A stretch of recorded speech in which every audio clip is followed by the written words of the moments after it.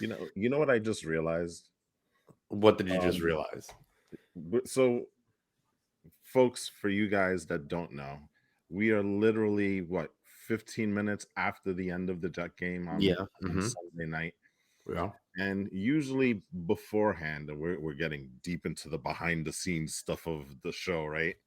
Usually beforehand, we have a conversation. We start, okay, who's going to be the one that's going to take the lead on the show? Who's going to be hosting? What are the topics that we want to hit? And quite honestly, we didn't do any of that shit right now. I mean, usually we're more prepared than this, right? But I mean, it's kind after of how it was seeing last week too, no? yeah, but I mean, after seeing the shit show that we just saw, I mean, so who's gonna take the lead on this one? I'll take This the lead right now since we're going to talk Jets first. But before this we is do, let's go ahead and talk to crazy. you guys that are here listening in. Thank you guys for joining us. This is the Blue versus Green show. I am Gabe. Next to me is Walt, and we're going to jump right into the debacle that was yet again a New York football weekend. But before we do, please make sure that you guys like, rate, share, and subscribe.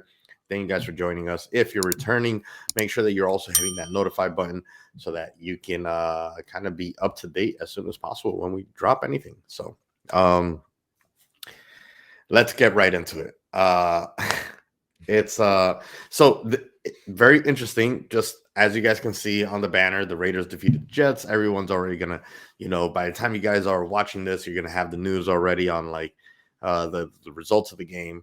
But what a roller coaster of emotion that the game was, not because of the game being up and down, but it's because of the PTSD of this is the same old Jets. Okay. Didn't start off looking like it was the same old Jets, but it ended up turning out to be the same old Jets. Walt, give me your freshest thoughts. Tell me exactly how you're feeling and what are your overall thoughts on the game, good, bad, and ugly. You know, it's hard.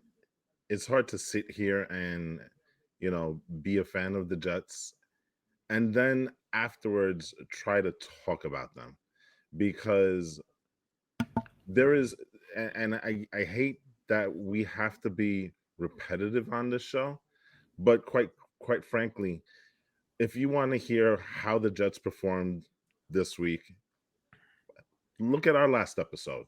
Or you know what? Maybe look at our episodes 3 episodes ago. Or Yeah. maybe, you know what? Let's talk about the episode week 2 of the Jets. I mean, it comes to the point where you're just, you know, I'm sitting here and I'm saying the same things over and over and over again with this team. It's the same things that you see. Zach being good, Zach being bad.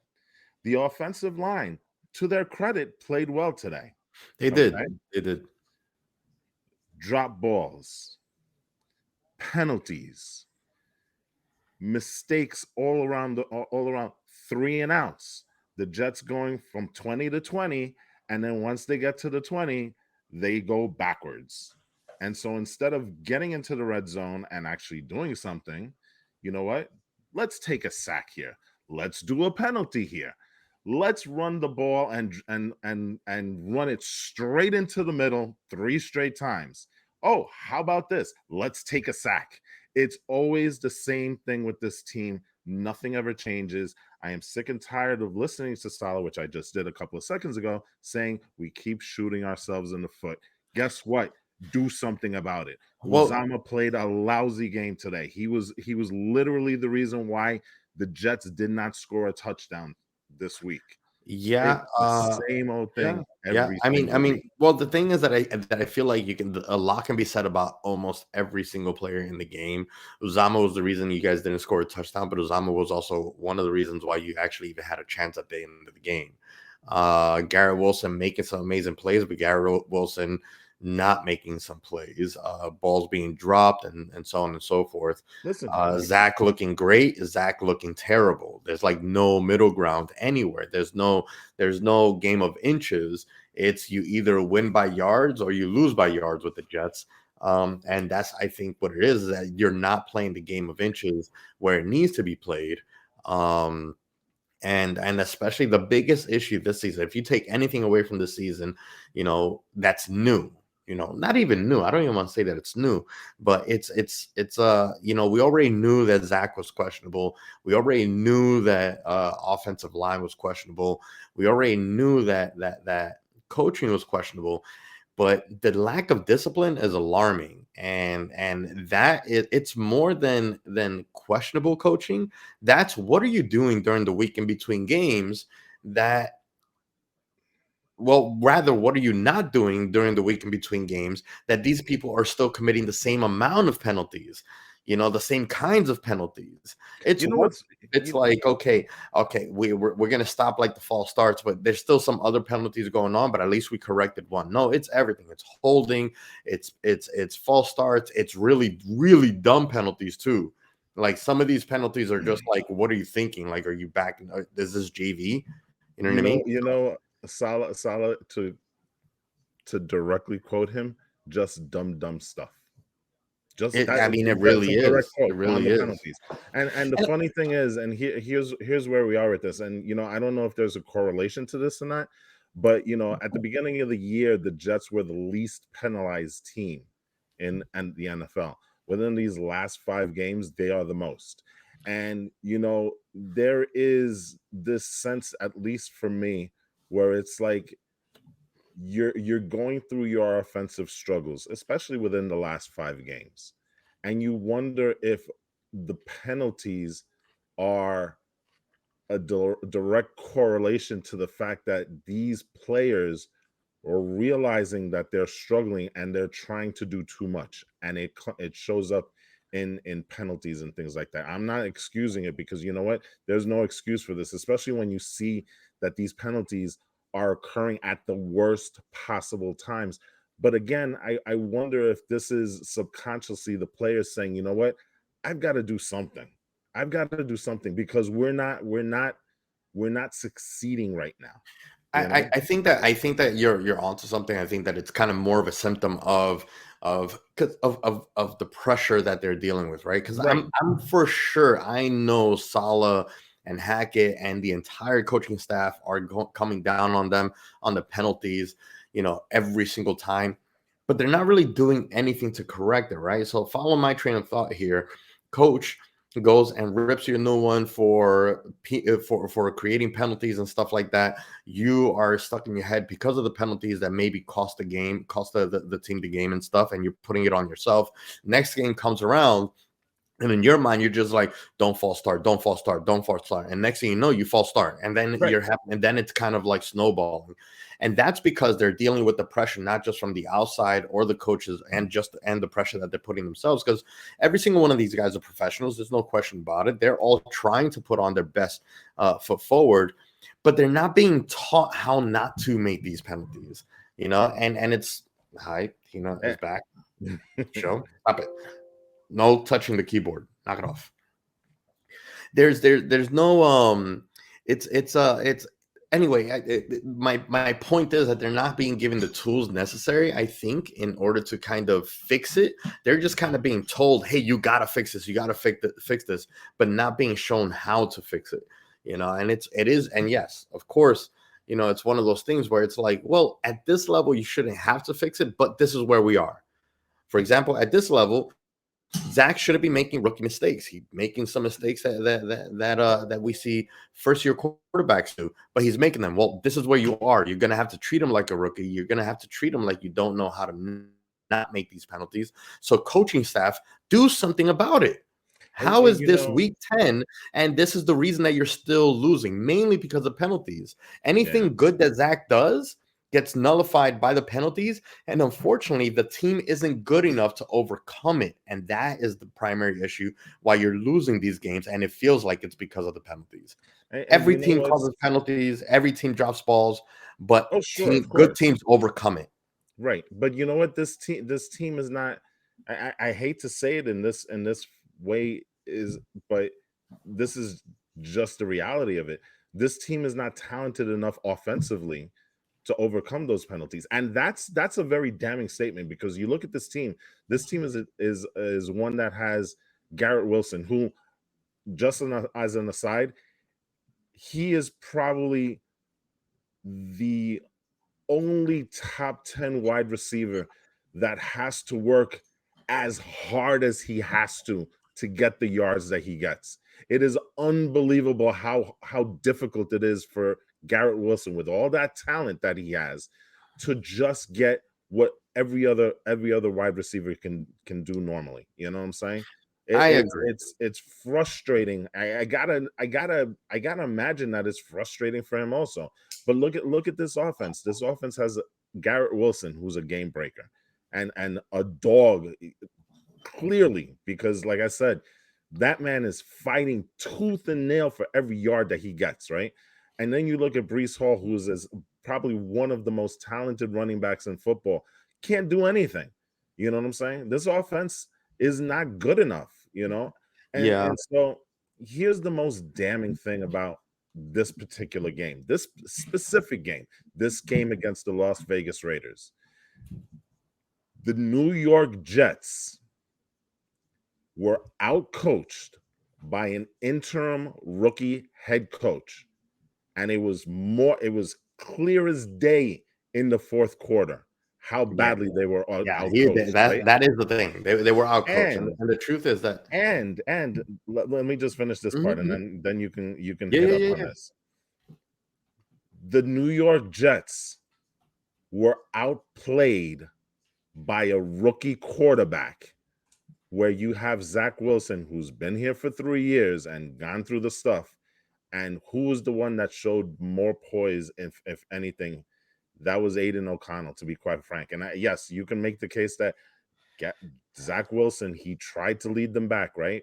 But you know what? Same mistakes were happening. Yeah. So that's the most damning thing, that you have a team that was outcoached by a rookie and outplayed in the quarterback position by a rookie, who, by the way, second game that he played. Don't forget that this offensive coordinator. Look at that. Don't forget that this offensive coordinator is also the interim or brand new on the job. It's only his second.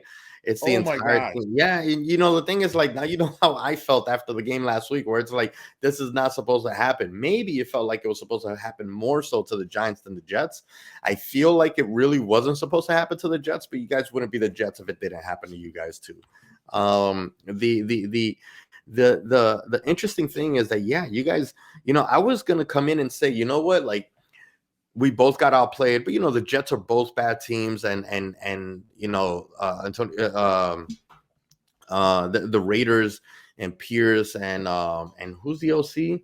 Regardless, and McConnell, the quarterback, and stuff like that. You know, 16 points is not going to cut it in this league against, you know, some of the better teams. But then I forgot that you guys actually have a top 5 defense.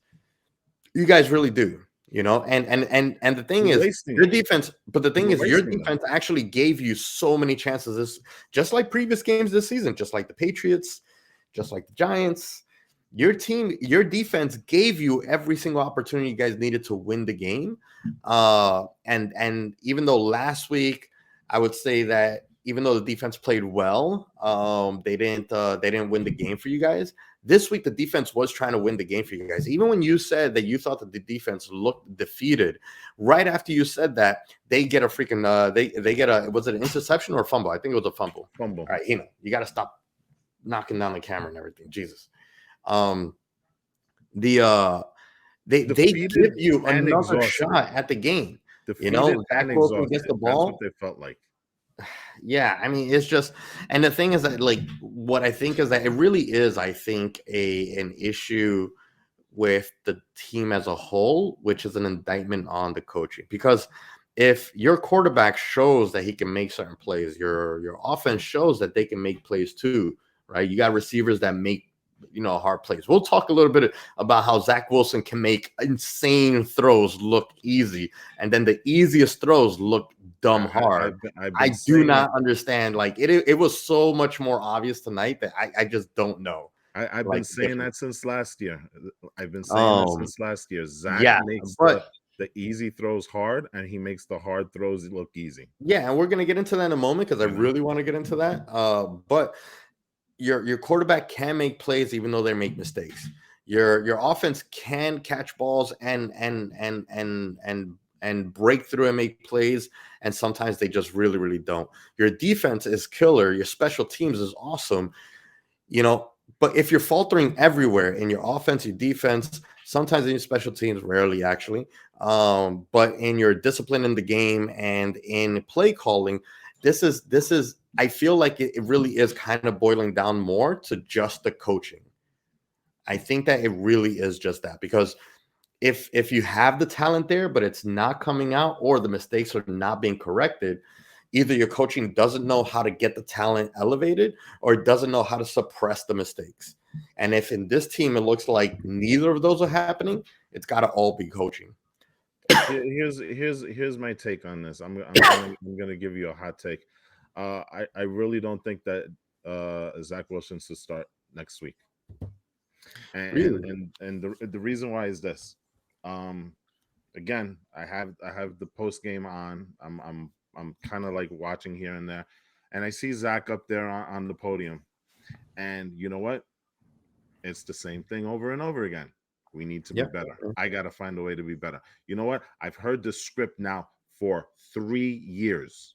3 years. Yeah. This is not a singular thing. This is not just something that popped up out of nowhere all of a sudden for the last 2 weeks. This is 3 years of the same thing Yeah, over it and over really is again. kind of the same stuff. And we had this big discussion this week about Zach, about the backup quarterbacks on this team. I had put out a stat, which Jose, who's unfortunately could not make the podcast today, right? But I had put out a stat that the Jets backup quarterbacks, in the time that Zach Wilson has been here as a Jet starting quarterback, the Jets backup have, not even by a slim margin, by a wide margin, have outperformed Zach Wilson. And I think the stat was what they were throwing at 304 yards a clip a game, where Yeah. Zach was like, I think they were averaging that. I know that we were disputing the charts, but when we mm-hmm. looked into the stats directly, I mean, they were, even though, yeah, they were averaging that. Yeah. Yeah, It was, and it I was mean, you look at this, and again, I hate to say it, but we've done this for 3 years now. This is not an isolated thing. You want to say that Zach has improved, and I said it on the podcast last week. Mechanic wise, he is better. The problem with Zach right now is that he's having trouble processing what he sees on the field, and that interception in the fourth quarter, a perfect yeah, example of that. A yeah, perfect example of that was that. really bad. You know what I'm saying? And so I'm to the point right now where it's like, you know what? You want to say that maybe Zach gives you the best a chance to win a game. He clearly is the most talented quarterback on the team, but he may not be your best quarterback, because you know what? Just because you can throw a ball 70 yards down the field does not make you the best quarterback. There is layers to being a good quarterback. A good quarterback has to be able to read a defense before the snap. A good quarterback is supposed to be able to read a defense within 3 seconds after the snap. A good Mm. quarterback has to have good mechanics. He's got to have a good grasp of the offensive playbook. He's got to be able to have the trust of his coaches. I don't think Zach has any of that right now. You know who And had that so, tonight? McConnell. He's out there. exactly. He's calling out blitzes. He's calling out spies. He's calling everything out from the beginning of the game. I was like, wow, this kid does not look like a rookie, straight up. And And and he didn't play so like a rookie. my point here is that, how could it be worse? Again, I'm going to go back to our chat. And one of the things that I sent you guys, right, was the definition of insanity is what? Doing the Doing the same same thing thing over and over over and again. over and expecting a different result. And that is what we, as a Jets organization, have been doing for the last 3 years. I have to ask I you, think it's time for a change. I really, really you do. guys are 4-5, so it's not completely. Again, you're still not We're completely still out of good. it. There's But still a chance. would you consider the season uh lost yet? Now, considering looking at the schedule moving forward, I, because last week was a must-win game. You didn't win that one, but thankfully, no one in the AFC won either. And so then this game became the must-win game because you got the Bills and then the Dolphins right after. And you didn't win this one, losing to the Bills and losing to the Dolphins back to back. That would be a huge blow. Um, what do you and here's the thing. I know that you said that that the Jets play down to the level of the team. I actually don't think that the Raiders were a bad team. I think that you guys just had a really great defense. But I don't think that they were necessarily a bad team today or last week. Because I can't really see it, like if I think back on it, I can't really pinpoint anything particularly that I saw from the Raiders that they did bad. Um, whereas with the Jets, we could pinpoint a lot. Are you ready to say that the season's over or no? I can't, because you know what? Next week the Jets can come out and beat the Bills, and all of a sudden we're back in it again. So And then my and, and, that, follow-up and question that's is, that's the maddening thing about being a Jets fan, because just a couple of weeks ago we were in the 8th spot in terms mhm, of the playoffs, right? We were one spot away from getting in as a wild card. yeah, As it sits right now, we're 12th. The Raiders just jumped over us. Okay. And so, but the maddening thing is that because everybody is so bunched up, and because now the Jets are playing in division opponents, in conference, right? Um, they beat the Bills and the Dolphins. They're right back in it. But the I question know, is, but I mean, the thing is that's that the you guys, question is, right? yeah, You know that they are capable of beating the Bills. You've seen them do it before, but will they do it? And then when yeah. you think that I they think this won't, is going to be a then they much do. tougher. You I know, think this is going to be much tougher for you guys to win because you guys are going to be at the Bills. The Bills are going to be looking for revenge from this season specifically. You're going in there as a team that is dejected from this loss specifically. Um, and and I don't know. I think that like if you guys beat the Bills, then you guys got a shot. If you guys lose to the Bills, I think that you guys oh, are it's done. over. It's over. Yeah, If we yeah. beat the Bills, it's over. Um, I wanted to talk a You know little what I'm bit saying? about Zach before moving on. I know that we've hit the coaching, defense has been great. Um, uh, but with Zach specifically, and I know a lot of people are gonna, maybe say that we're just hating on Zach, or that I'm just hating on Zach. We've already said that we know that it's not just Zach, that it is the whole Right. team, that there's Hmm. a lot of things that need to be corrected. And to be fair to some of those you guys, some of those that think that the entire media is like that, to be honest, the last 2 weeks, really, even though the media is highlighting Zach, they also are all agreeing that it isn't just Zach, but Zach is the only constant that you can control and change, right? You That's can't correct. you can't change your entire receiving core. You can and I mean you do in the game, right? Like you're interchanging receivers, you're interchanging running backs, you're interchanging linemen here and there, but the quarterback is the one constant. And it's the easiest thing that you can kind of, hey, let's take this one Lego piece out and put this other one and see if it fits better. Uh, and the main reasons were kind of highlighted today, where again we saw him do some amazing Aaron Rodgers like passes, but then sometimes when he's trying to throw like Aaron Rodgers unnecessarily, that's when some of these plays I feel like are drop passes or maybe not the best reads, or just missed shots altogether. Um, what do you think is the reason that? Because I think it's just that he's trying too hard to look good. But what do you think is the main reason that you think that Zach makes the hard stuff look good and easy and makes the easy stuff look so difficult? I'm at a loss. I really don't know, because um Zach Wilson, if we look at his stats for this week, right? 23 of 39 for 263 with an interception and 2 sacks, right? Right. So he was better with the sacks this week. But He yeah, okay, but hold on. Let's talk about the sacks. Those yeah, two yeah, yeah. sacks came back to back right out of the half. Yeah, I know. You Well, know, it was only two no, sacks, but it was like two of the you worst sacks at the most inopportune moments. and you also had the sack where he lost the where he fumbled the ball, right? And it seems like Right. every time he gets sacked, he fumbles the ball, right? So Yeah. we're not getting the interceptions, although we did get one this week, but we Yeah. are getting the The worst fumbles, way. and we're getting turnovers from him anyway. So you're replacing fumbles for you're replacing interceptions for fumbles with Zach. Okay, Zach has no Well, presence because he doesn't feel the pressure. So of course when he gets hit, he's gonna fumble the ball because he doesn't feel the pressure coming down on him. He's holding that ball way out there so you guys can grab yeah. it and stuff like that because he doesn't feel the pressure because he doesn't have the presence of mind to understand that here It's they called come and this it's is called where they're situational coming from. awareness. Exactly. So the problem that I see with Zach again, I go back to this whole thing. First of all, I don't think that the coaching staff trusts him. I really hate to say it because you look at just this game.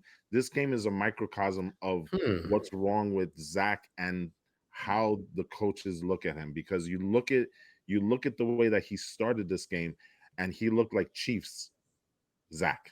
Right? He was Yeah. zipping the ball around. He was throwing dots. He was making good decisions. He was getting the ball out on time. And then all of a sudden, after those first three drives, it just stopped.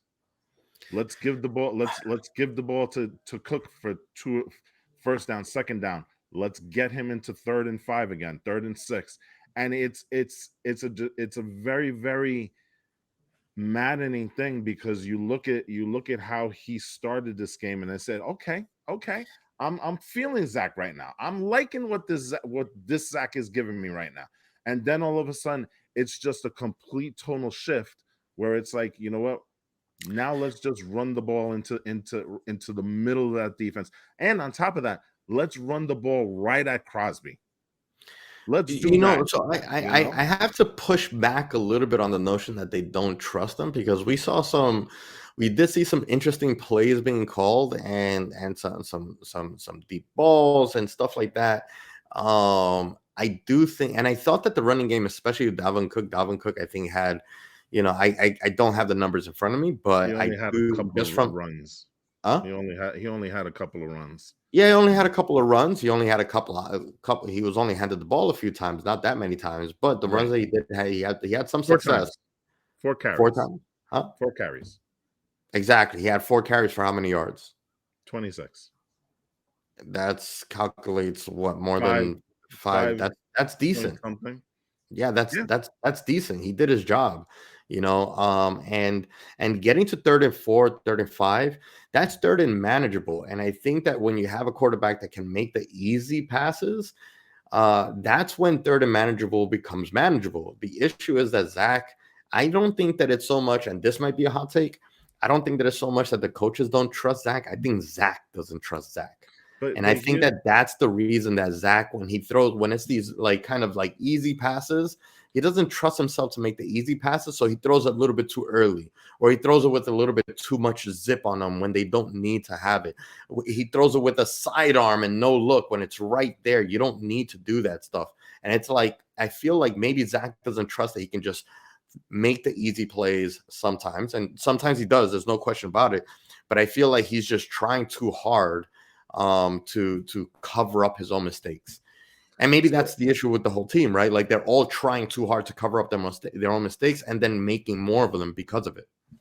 here's the thing that I wonder about this coaching staff, and again, it goes back to the lack of imagination that this coaching staff has in terms of just scheming up plays. Because you know what, you look at how the Jets play, right? First down, Yeah. second down. Most of the time you're giving Brees Hall and you're running him right into a wall, right? Brees Hall has shown that he can get outside. That's where he's more dynamic, and you saw it even in this game when those screen passes were kicked out to him to the outside of the tackles. He had net positive gains, right? But whenever you're playing with Brees Hall, you're throwing him, and and trying to just throw him right in the middle of the middle line, right behind the center, right in that A gap and stuff. And so, you're not doing. And then to top it all off, when you do get to third down, you pull him. You take out one of your most dynamic playmakers, and you pull him. And so Yeah, yeah, I what can see that. I mean, happens here? I Yeah, can understand trying to run it through the middle so that like you're at least telling the defense that hey, yeah, when Brees is in, we're running into the middle, so this way the screen passes can work, right? When Brees is in the yeah, game, but that's not you know, his forte. I, I understand, but you don't have anybody else. That's supposed to be Dalvin Cook, but Dalvin Cook isn't executing there. So if you take that completely away and you just have screen passes and screen runs, then the defense is going to be able to prepare for that the entire game. You have to be able to try to push it through the middle. So this way you're at least showing the defense that hey, this is a potential threat. So this way the screen passes, the screen plays rather, that they can work. Yeah, but Um, what happens is you get Brees Hall 13 carries for 28 yards.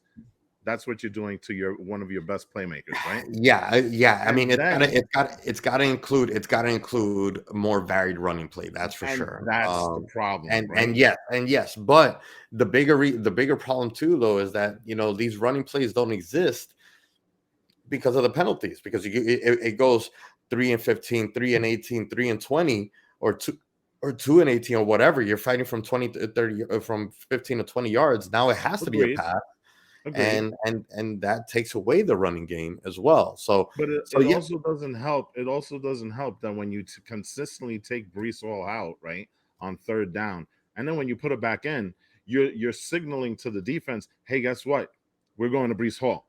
Right, There is no there is and there's going to be no certain things that you're not going to be able to hide creativity. from the defense. Yeah, but there's certain things you're not going to be able to hide from the defense. I mean, Devontae Adams is in there. You know for a fact that it's going to Devontae Adams or that he's going to be the primary target, regardless of like as soon as he's in there, you just know that is the just like Garrett Wilson. Okay, if Garrett Wilson's in, that's the primary target. Now I would say that it's easier to read the Raiders' offense because of Devontae Adams from a pass defense perspective than it is the Jets, because the Jets you do have Conklin and you do have Garrett Wilson. Even though Lazard isn't making any real plays, it's still a threat. So I think it's a little bit harder. That being said, Garrett Wilson, I don't think that he had the best night that he's had. He made some amazing plays tonight, but not the best night. He wasn't able to get free often. He wasn't able to make certain plays that he could have, not necessarily should have, but could have made that could have turned the game. But again, you can't leave it. I don't think that you can rest the win of the game all on one player's shoulders. Because what player in any game is going to make every single play? It's just impossible. You're going to have drop passes, and we're going to complain about them. The problem is that the drop passes and the misplays from the Jets become the thing. Like, oh, if he had just caught that ball, we would have won this game. Oh, if we didn't get that penalty, we would have won this game. And that's where it comes back to, just not overcoming these issues that are normal in every game.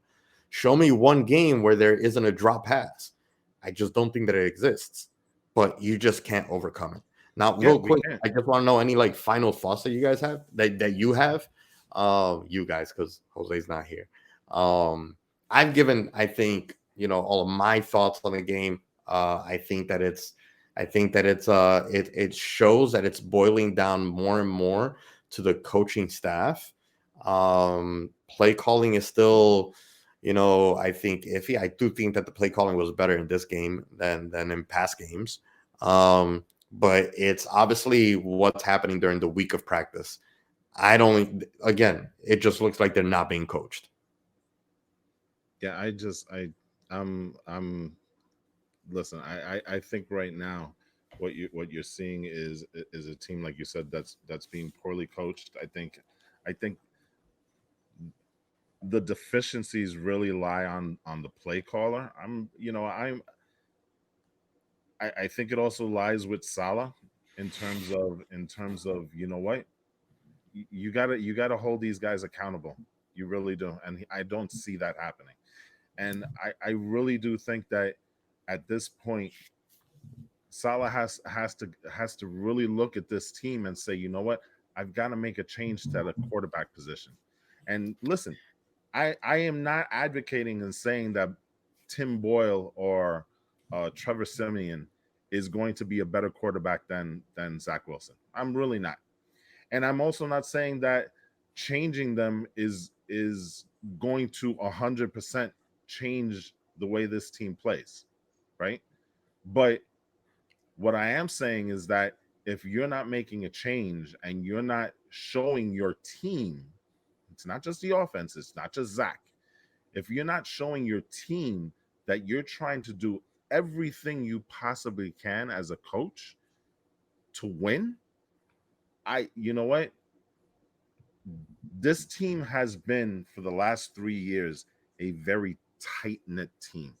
This team, aside from the Elijah Moores and the Denzel Mims, has for the most part always preached what Salah is cooking there, right?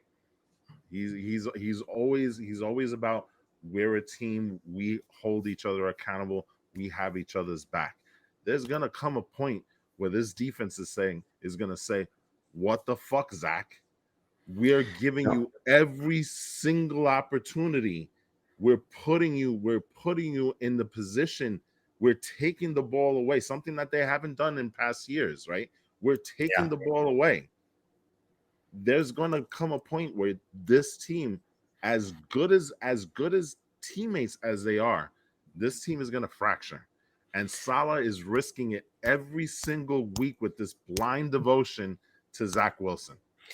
Yeah, yeah, you hit the nail on the head. To be honest with you, is just I think any other decent offense with the way that the defense has been giving you opportunities to win games, this would have been a blowout game. This should have easily been 30 something to 12. You know, Yeah, there was no reason for this game to be tied going into the fourth quarter. yeah, there was no None. reason for this to not have been Absolutely none. 21-6.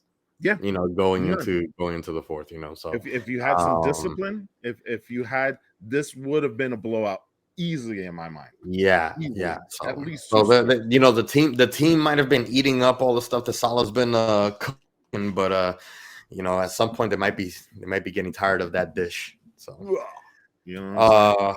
all right, now the Giants.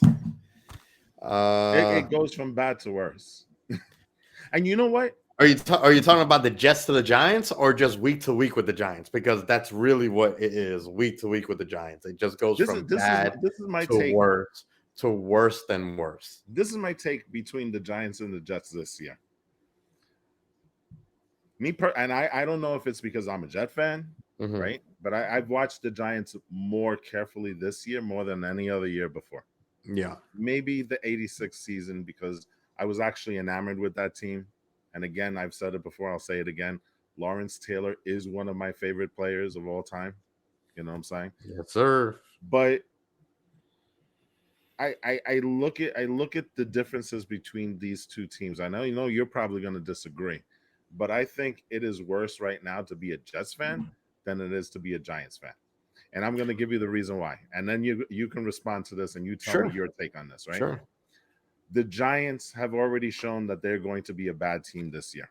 Okay? So what you're doing right now is just riding to the end of the year in an effort to get this thing over, get that second pick in the draft, and move forward. That is where Giants fans, I believe, are right now. You're just you're just waiting until week 18 to say, you know what? Finally. Okay.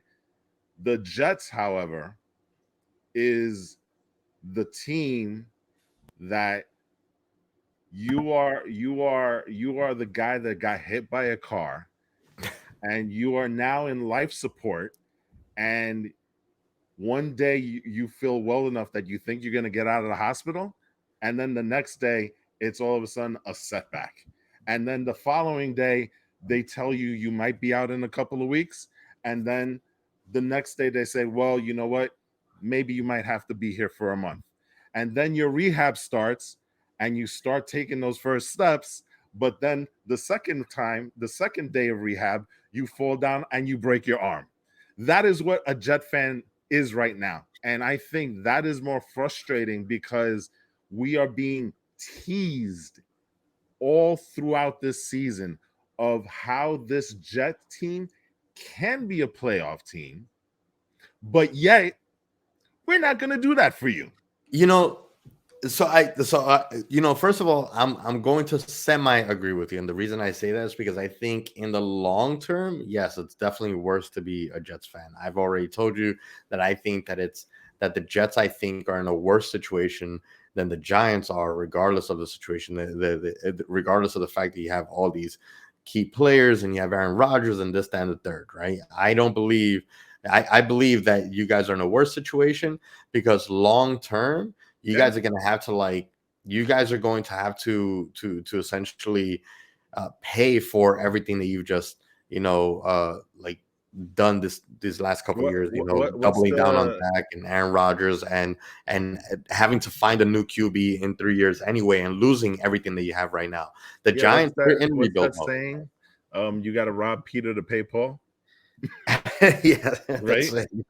Yeah. Man, I haven't heard that one in a long time. There you go. But to give you my own version of the analogy, I think the situation I find with the Jets and the Giants, maybe before today, because with the Jets, the Jets are driving a car while we were broken down. We already knew that, hey, this car just does not work. Right. We need to buy a new car, but we don't have the money. We don't have the funds. Hallelujah. We have no real way. So we're Amen. we're trying to piece together whatever we can so that we can buy a new car. You guys are driving a car and you don't, and there's something wrong with it, but you don't know what's wrong with it. And you're just going to keep chugging along until it finally breaks down and you break down in the middle of nowhere with no AAA, no mechanics nearby, nothing. And can I tell you a story that you guys are in. Can I tell you a story? And I think we got to talk about the Giants. Don't forget, but yeah, go on. I know. But let me tell you a story. So, and it fits perfectly with what you just said, right? Okay. So way back in the days, my father, when I was like a teenager, he finally bought his first brand new car. Like before, it was just used cars or hand-me-downs and things like that, right? Yeah. He bought his first brand new car. He bought it in Brooklyn, right outside the Manhattan Bridge. It was a Buick dealership, and he bought I believe it was like an '87 Buick Century Limited. Okay. It was powder blue, interior leather, beautiful interior, gorgeous, right? Like top of the line stuff.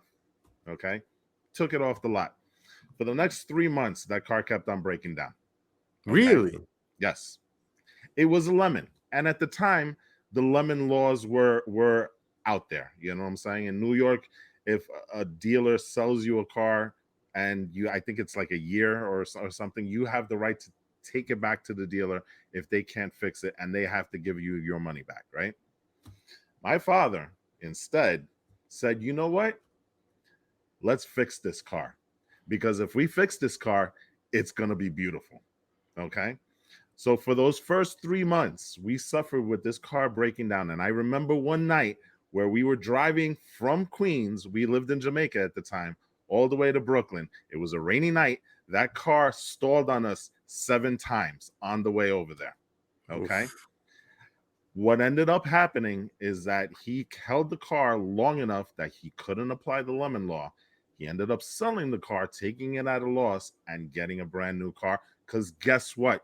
You could never fix that car. That car was broken in a way that you could not fix it. And that car's name was Zach. Zach Wilson. There you go. Let's move on to the Giants. That's kind of the situation of the state of New York football. The Giants, there really isn't much to talk about. We got completely demolished. There wasn't a lot. I think the broadcast team did a good job of keeping things in line and reminding people that, like, really the situation with the Giants is that this season is over, and what we're doing now is kind of trying to get as much evaluation of the players that we do have so that we see what we're going to take, what we're going to trade, what we're going to get rid of, what are we going to bring in next year. But some interesting things happened in the game today. We don't need to kind of like detail what happened. As you can see, it was a total blowout, But I'll say, like, for my part, I thought Tommy DeVito played pretty decent. Um, I liked how much poise he had. I like how tough he is. Um, I think that he did a decent job at QB given the situation that he's dealing with, and specifically with it's the Cowboys. I mean, as much as I hate to say it, the Cowboys are a whole nother league above us, and it shows. So I didn't expect anything less. I expected something around 40 points for the Cowboys, 30, 40 points. Easy. I didn't, there was no reason not to. Like, we're a more banged up team than we were when we faced them. When we started the season, what reason would there be for us to overachieve from the very first game, Right. aside from the fact that we had better weather. So I was looking for Tommy DeVito and see how he carried himself. And I thought he carried himself pretty well. I think that he could become a good game manager in the future as a backup. Uh, this is going to sound weird. I think he looks really small for the role. I don't That know his stats, but he looked I kind of small. He looked like I think that I don't know how long he could last out there being taking all these beatings yeah. with the offensive line that we have. So that kind of scares me. And there's reports that he after the game went for x-rays. Don't know what for. I know that he fell hard on his shoulder. Hmm. I was having some issues with that late in the game. So that would absolutely suck if we lose a third QB this season. But outside of that, there's really nothing else. You know, fuck the Cowboys for being assholes.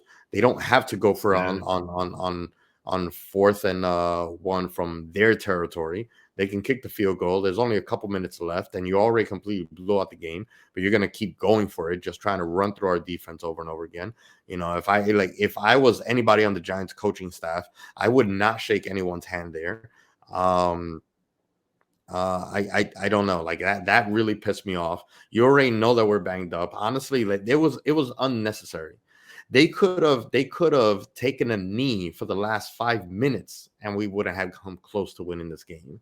But Yeah. no, they want to kind of beat it down for us because they want to give all their players to them. They looked at it as like, hey, this is how I'm going to pad my stats this season. Cooper Rush, go pad your stats. And it sucks that we could. I'm sorry, I'm ranting right now. I just realized that I'm like super ranting, Yeah, it's but it fine. sucks that we have a team that can't even stop the secondary offensive unit from going downfield, marching down, and driving it down our throats on a fourth down, and then scoring on a touchdown. Man, I feel some type of way about that. We're Here's already pretty beaten down. Uh, yeah, I'm sorry. I realized I went off the rails. I apologize. 640 yards of offense for the Cowboys this week. And that's 640. with Dak sitting out the fourth quarter. Right. 640 yards.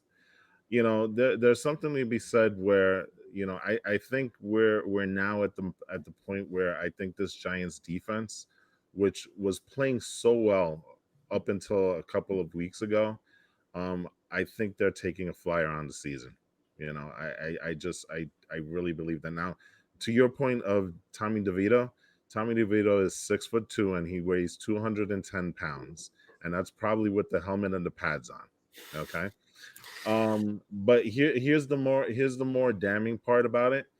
Tommy DeVito has more touchdown passes than Daniel Jones this season, and he's only done it with 57 attempts, where Daniel Jones has had 160 attempts to do so. Um, so there's a positive there with Tommy DeVito. At least you can say that he it looks like there's the semblance of an offense that's moving there. Now he has the Context, man. Context no, is no, no. I know, important. I know, I know. I'm just throwing you stats, right? Yeah. But he does have the luxury of a more stable offensive line right now, because you found some guys to kind of plug and play in there who are actually playing decently well. Okay. Yeah. Yeah. But the Giants, I think they really have gotten to the point where they've punted for this season. You still have to play Philadelphia twice, you know. Oh my God. Just have that in context. You're playing the Who Commanders. created the schedule for the Giants? I don't know, but it What the doesn't. hell? I So completely forgot about that. But now that I think about it, at yeah, what point did we have an easy part of the schedule? you've got you've got the Patriots coming up, which should be in theory an easy game because they're about as bad as you guys are, right? But then you got the Packers, the Saints, the Eagles, the Rams, and then the Eagles to end the season. There is a Oh, the very very good end of the shot. season. The very end of the season is where the NFL is like, oh, you know what? Let's give the end of the season. Let's sort of give the Giants a little bit of an easier schedule, but not too easy. Let's throw the best team in the league. Let's put them at the end twice for them. Two out of the last 3 games are against the Eagles. Go figure that one out, right? You're at this point where you're definitely in evaluation mode. You're definitely and so the question now becomes really for the Giants, it's not whether you're going to win week to week, is whether you're going to do enough to lose to make sure that you get a good draft pick. And I know that's not something that the Giants players will ever say, and they won't because they're competitors. You'll never hear the Giants coaches say that because again, they're there and they're evaluated by the amount of wins that you have. But as fans, and it sucks to say this, but I've seen a lot of fans celebrating the fact that you guys got destroyed here because this now puts you in good, perfect alignment within the draft. You're now the second pick in the draft, right? Right. No, I understand that. I could care less about those fans. I don't believe in tanking. I know that the players don't believe in tanking, but None of I them don't do. believe in it as a concept either. You know, because I know that the players won't or shouldn't at least. You know, if They you're can't. tanking as a player, no, but if you're tanking as a player, you know, then you're It also shows on just. tape. It's not just that it shows on tape. Yeah, it shows on tape, but like even if someone were even if someone were to say that like, oh, like, well, he played like that because he's tanking, so let's give him a pass. You're tanking as a player, you're destroying your own career stats. You know, you only Yeah, have a well, limited number of snaps that you can play, and every snap counts towards your career when it comes to football. I mean, shelf life is 10 years for any given player. Um, so it's not only that. Also, every time you step on the field, you're not playing for yourself and you're playing for your team, but you're also auditioning for 31 other teams exactly, that's what I'm at the saying. same time. So you'll never see them tank. Right, That's right. not a So thing that players they'll aren't do. going to do that. I Right. don't necessarily think that the sideline coaches are going to do that. I don't think Dable would ever do that. That would only come, I think, from the front office saying, "Hey, Dable, you got to sit this guy this whole game. You know, no questions asked." That's where it would come from, and I don't think that Joe Shane's that guy either. I don't think Um, a lot of GMs would do that either because it sends a bad message. Also, Yeah, you it know, does. So I don't. So again, so it's not even a topic that I would want to discuss or even give any kind of credence to because I don't care about it, and neither does the team care well, about it. the only reason that I bring it up is, and here we are, week 10, is because I wanted to get your thoughts on what the strategy should be for the Giants when it comes to draft season. You're definitely going to get a high pick. This is a very quarterback rich draft class. You can go down to Michael Penix. You can talk about Caleb Williams. You could talk about Derek May. That there's that JJ guy. I forgot what the heck his name is. But there are quarterbacks to be had. But there's also that shiny little gem in Ohio State. His name is Marvin Harrison Jr. Right. And so Um. my question to you is, are you taking that pick? First of all, are you keeping that pick if it's a number 2 So pick?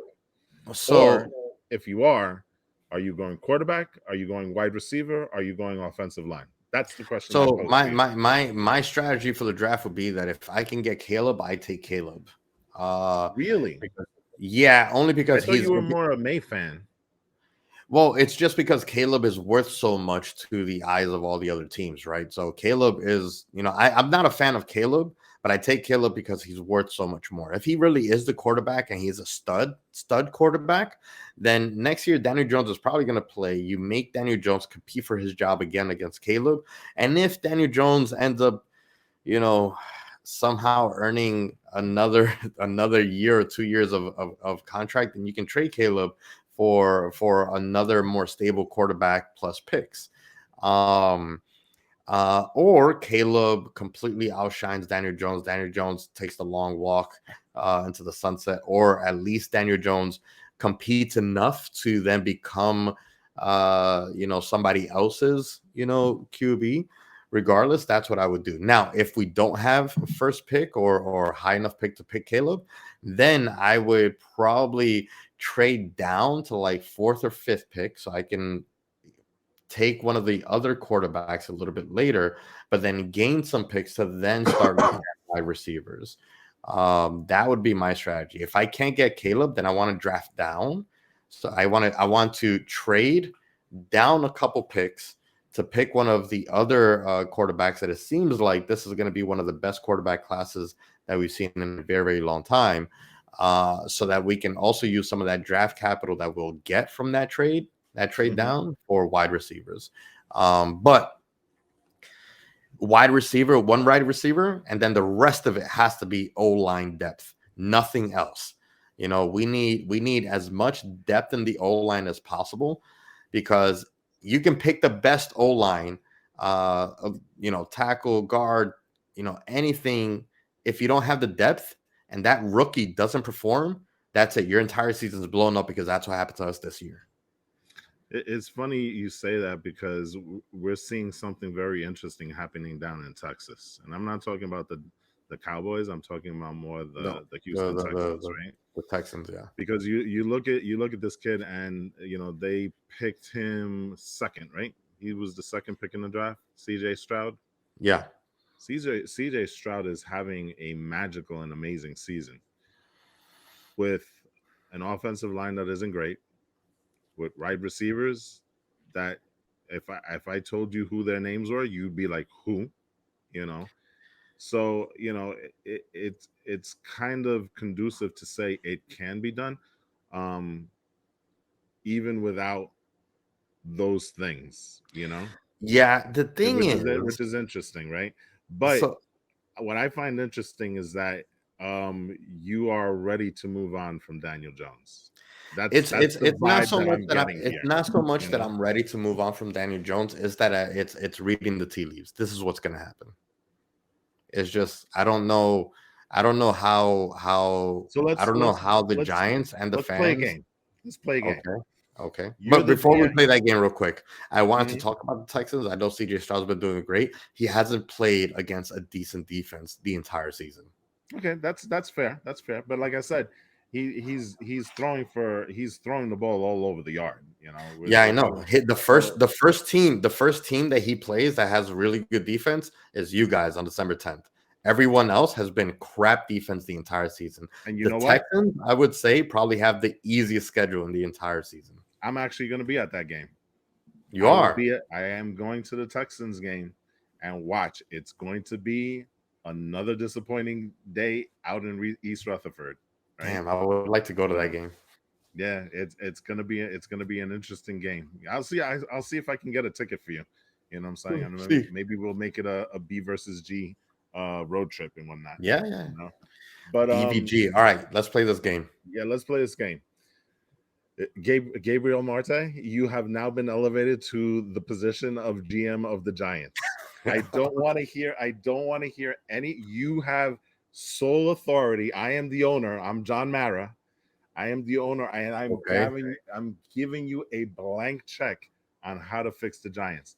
That includes keeping Daniel Jones for 1 year to be the gap quarterback for the third option. You picking a quarterback. What is Gabe Marte, GM of Big Blue, going to do at this point? GM, not fan. Not fan. It has to be all analytics for you. There is no emotion involved. I know you're a big Daniel Jones fan. I was there when you bought your number 8 jersey. You know what I'm saying? I am asking you as the executive of the Giants, the guy, the shot caller, the b-baller, All everything, right. the whole nine So yards. Go. so so as GM, I give Daniel Jones obviously his second year that's guaranteed on the contract. I draft a high quarterback. Again, if I can get rid of if I happen to get the top draft pick, which isn't going to happen, I don't think. But if we stay at number 2, Mm-hmm. probably like I said, I'll draft down, get like either May or Penix or that Harrison guy does look good. Sounds great. Mm-hmm. Sounds like he would be a New York kind of guy to uh pick up a receiver, then get O-line depth, and I'll have that quarterback working under DJ, and probably under no circumstances would I sign DJ unless he would agree to stay as a backup. Well, you do have him under contract for technically the next 3 years after this. So you have an out We have next an year, out. We have an out but next year. but So you also do have him. You do have him for the next 4 years. Well, the yeah, but next we would have 3 years. to You know restructure what I'm that saying? contract. Right. It would have to be like, hey, we need to restructure this.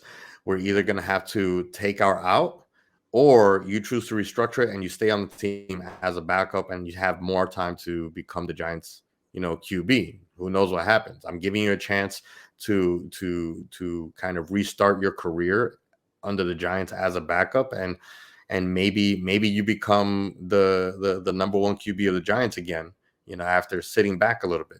So what Um, happens? What happens if DJ ruins your plans and balls out next year? yeah, that's a, yeah, I'm giving you that's all the scenarios yeah. here. You So know what I'm so saying? so if he balls out, then guess what? Once we get close enough to clinch the playoffs, or we do or playoff berth, or we do clinch the playoff berth, now you're sitting out for whoever we drafted to play for the rest of the season, so that we can at least give him some reps, see what he's got after sitting out the season, learning from you, and see if he's the real deal now, so that we can start him the following year. Wow. Okay. That's cool. See, I mean, I it's a kind of, I GM kind of move that you got figured. to make. Like me personally, I want the Cinderella story where if Aaron Rodgers can come back and the You heard the hope for story, Super right? Bowl is still there, huh? You heard the story on NBC, right? That No, I did not. he's targeting mid-December. Oh yeah, but that's already been like, Right? that's already been a story.